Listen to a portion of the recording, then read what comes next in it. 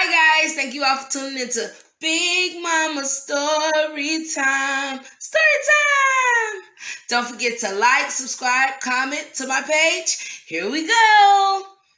Thank you all for tuning in to Big Mama Storytime on today. Today I will be reading to you guys Inspector Gadget in Africa, a little golden book. All right, guys, let's get into this.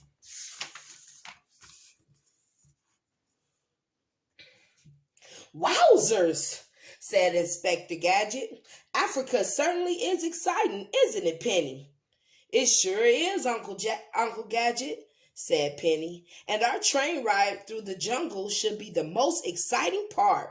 Inspector Gadget and his niece Penny and their dog Brain were waiting in the station for the Mombasa Express. There's a lot to see, even here in the station, said Inspector Gadget. Look at that lion hunter. That's no lion hunter, Penny whispered. I think that's Chief Quimby, your boss. How you not know your boss, Inspector Gadget? Oh. And so it was. Chief Quimby had a secret message for Inspector Gadget. It said, MAD, M-A-D, agents want to hijack this train. Your mission is to stop them. This message will self-destruct. Got it, Chief, said Inspector Gadget. He dropped the message out the window as the train began to chug, chug, chug out of the station. The train pulled out so fast that Inspector Gadget didn't see where the message fell. Kaboom! The message self-destructed right on Chief Quimby's head. Oh, wow. Why don't I get a new secret agent? Chief Quimby moaned. I don't know, Chief. Meanwhile, far away in this dark castle, Dr. Claw was hatching an evil plan. Dr. Claw was the head of MAD, which stands for mean and dirty. And he hated no one more than Inspector Gadget. Through his video screen, Dr. Claw told his agent on the train just what to do. Make sure you get to that train, he said. But most of all, get Gadget. I will, boss, the agent promised. As the train wheezed through the jungle, Inspector Gadget and Penny and Brain were settling into their cozy compartment. The porter showed them around their little room. The beds open up like this, he said. They're very comfortable. Why don't you try one? I could use a nap, Inspector Gadget said with a yawn. He climbed into one of the beds. Swack! The bed crashed shut with Inspector Gadget in it. Go, Gadget coat! Said Inspector Gadget. His coat blew up bigger and bigger until the bed popped open. They don't call me Gadget for nothing, Inspector Gadget said proudly. Curses, snarled the porter, and he hurried down the hall. No need to let a little accident upset you, Inspector Gadget called after him. But Penny was not sure it was an accident. I think that Porter is a MAD agent, she told Brain. It's time for your jungle monkey disguise. Snoop around and see what you find out.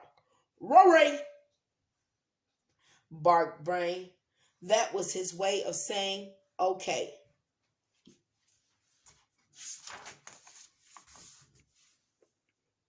That evening in the fancy dining car, Inspector Gadget couldn't keep from staring at a nearby table.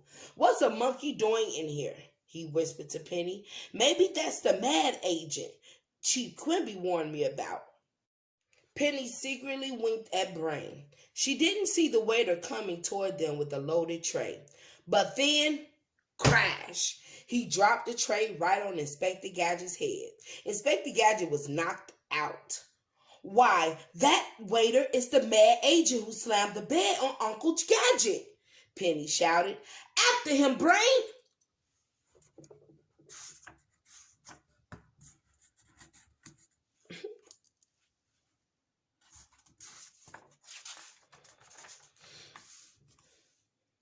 Brain Brain chased the waiter all through the train. When they reached the last car, Brain stopped in surprise. Standing before him was the biggest elephant he had ever seen. "You won't catch me," said the waiter. "Dr. Claus sent along this speedy elephant so I could make a quick getaway, and here I go." He leaped onto the elephant's back, and the elephant leaped through the side of the car. Brain grabbed its tail just in time, holding on for dear life. "Okay, Brain, go here. Go ahead. Don't let him get away." Back in the dining car, Penny was trying to tell Inspector Gadget what had happened, but he wouldn't listen. "I have no time for small talk," he said. "Now, which way did that strange-looking monkey go?" Inspector Gadget and Penny made their way through the train. Soon they came to the last car. "So," said Inspector Gadget, "that mad monkey escaped by elephant." "But the monkey isn't," Penny tried to explain again. "Not now, Penny," said Inspector Gadget. "I'm going after him. Go, go, Gadget, copter!" And away he flew. That man is very incompetent. I don't even think he know what he's doing. Brain was still bumping along behind the getaway elephant. At last, it stopped. Brain jumped down and hid in the bushes. The agent climbed down and set to work placing sticks of dynamite on the railroad tracks. Dr. Claw was watching on his video screen. "We couldn't get Gadget on the train," he snickered. "But no matter, we'll simply blow up the whole train and Gadget with it." Inspector Gadget was not getting very far with his copter, but he knew there was not a minute to lose. "That monkey will get away," he cried. "Go, go, Gadget, skates!" And away he rolled down the tracks. He's after the wrong person. Lucky the monkey went with him, because if not, he'll be going in a different direction. From the train, Penny buzzed Brain on their two-way watches. Through her watch's tiny video screen, Penny was able to see the mad agent lighting the fuse. "Dynamite!" she exclaimed. "Stop him, Brain!" Brain turned the long tail of his monkey's costume into a lasso. He twirled the tail and threw it.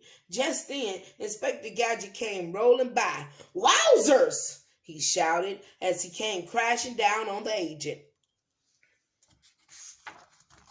basically kicking him with his shoe, although he's caught in the lasso. "You should never play with matches," said Inspector Gadget to the agent. "It could be dangerous, especially with all these trees around." He blew out the match and stood up to brush himself off. Brain tied up the agent. The train was coming around the bend, but it squealed to a stop just in time. Everyone hurried out to see what had happened. Chief Quimby flew in by helicopter. "Congratulations, Gadget," he said. "You've captured the mad agent." "Good work, Brain," said Penny. Dr. Claw saw everything on his video screen. "I'll get you next time, Gadget," he said. I don't even know why Gadget got a commemoration for that. He didn't even stop him. After all the excitement, Inspector Gadget and Penny and Brain were happy to spend a few quiet days at the beach, and a new friend was with them. "You are right about that train ride, Penny," Inspector Gadget said. "It was the most exciting part of our trip so far." "Yes," said Penny, "but now I'm looking forward to our nice, quiet elephant ride home." I know that's right, Penny. Because dealing with Inspector Gadget, you is going crazy, girl. All right, guys, that is the end of Inspector Gadget in Africa. All right, I hope you like that book. I actually it was interesting, even though Inspector Gadget basically got them into the mess. But all right, guys, thank you all for tuning in to Big Mama's Storytime. Please don't forget to like, share, comment, and subscribe to my page if you haven't done so already. All right, guys, bye.